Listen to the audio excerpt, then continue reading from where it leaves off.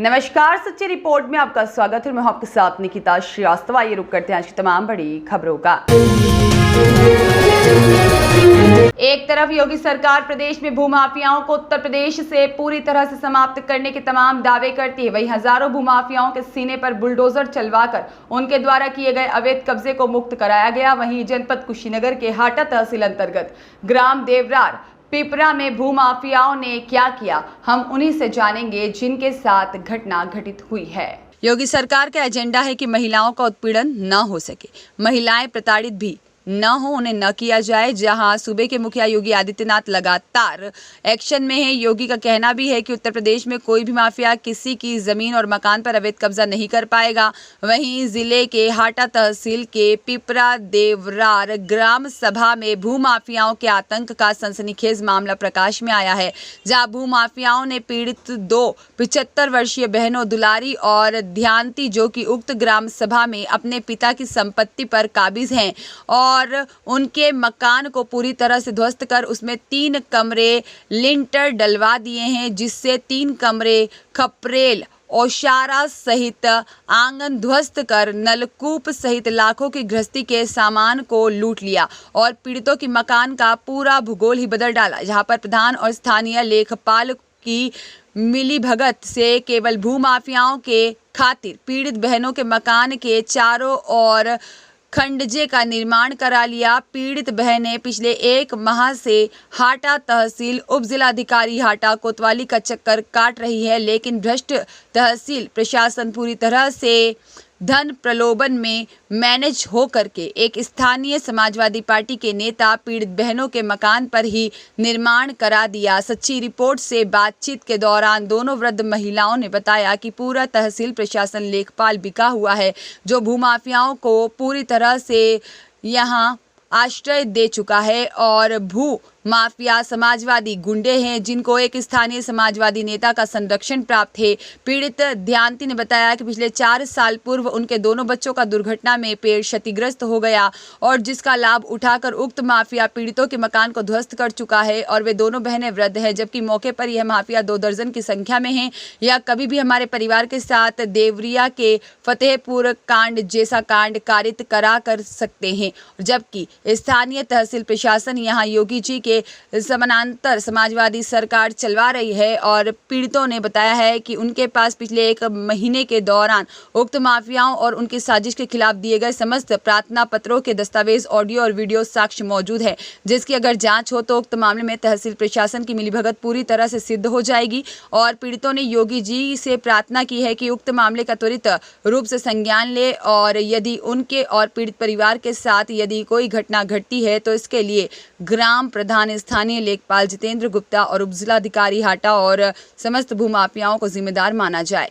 मां ने 75 वर्षीय जो वृद्ध हो चुकी हैं, अभी एसडीएम उप जिलाधिकारी हाटा के समक्ष जो है प्रस्तुत थी और न्याय की गुहार लगा रही थी।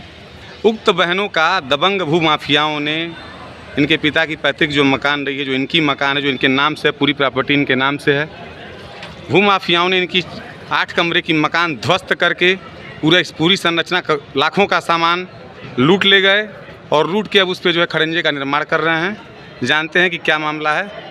दुर्गेश जी, क्या मामला है? मामला यह है कि हमारे नाना के द्वारा दी हुई पैतृक संपत्ति जो है उसमें 8 कमरे का मकान था, जिसमें से 4 कमरा जो है वो लिंटर था और 3 कमरा खपरेल था। एक कमरा इसको एक वर्तमान में नए जो कमरे बने थे वो सारे वो तो बचे हैं। हाँ। लेकिन पीछे से हमारा एक्सीडेंट हो गया 2020 में और 3 बार ऑपरेशन हुआ, उसी में हम लगे रह गए। और हमारे भाई का भी एक्सीडेंट हो गया जिसमें 2 बार उसका ऑपरेशन हुआ। और हमारी माँ और हमारी मौसी वृद्ध हो चुकी हैं, उसी में हम और इसका लाभ उठाते हुए भूमाफिया 2500 की संख्या में है। और सरकार की ये मंशा है कि भूमाफिया किसी भी तरफ पनप ना पावे, लेकिन हाटा के ग्राम पिपरा में इतने ज़बरदस्त भूमाफिया हैं जिनको कोतवाली का भी संरक्षण प्राप्त है और तहसील का भी संरक्षण प्राप्त है और एक तथाकथित नेता का भी संरक्षण प्राप्त है। वो किसी की भी भूमि कब्जा कर सकता है, जो है तहसील हाटा क्षेत्र में और करा सकता है।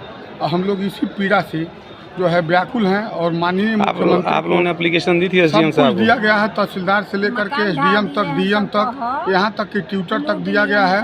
माननीय मुख्यमंत्री को भी संदर्भित ट्विटर पर जो है माननीय जो है अनुप प्रधान राज्य मंत्री को भी ट्विटर पर ये सारी सूचनाएं जो है उनको संकलित कराई जा चुकी हैं पूर्व में। क्या क्या मामला है ध्यान कीजिए? हमारे पिता को लेकर जिस मकान में हम रहती थी, हमारे पिता माता मर गए, उनका क्रियाकर्म करके उनको आग दिलवा करके हम उसमें रहती थी। हमारे बच्चों का पैर टूट गया, 2 बच्चों का एक्सीडेंट हो गया। इन्होंने आपकी पूरी मकान ध्वस्त कर दी? लूट लिए हैं। दवा पूरी मकान ही लूट ली है, सामान भी लूट लिए हैं। में मैं दवा लाखों का करा सामान रही थी। हमारा लूट लिया। हमारा मकान तोड़ करके ध्वस्त करके और सारा सामान लूट लिए सब।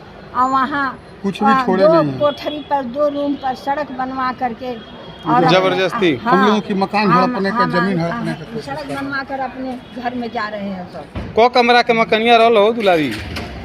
रहल है 6 कमरा के मकान रहल है। हाँ। खपड़ा रहल है, 3 गो कोठा रहल है, दलान रहल है। तो कोठरी एगो बनल बा, तो उहे कोठरिया बा, वो 2.5 ढाई के सब इटवा उठवा उठा ले गई ना कुल? उठा ले गए लोग। आ भरू लहने कुल तरियों के जमीन? नहीं है लोग।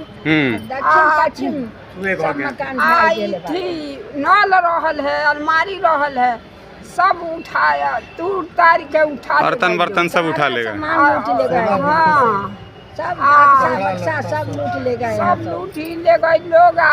अब सड़क हमारा घर ढाई के रास्ता बनवा ली है। को गो बाने कुली कुल मारा मारी करता लोग।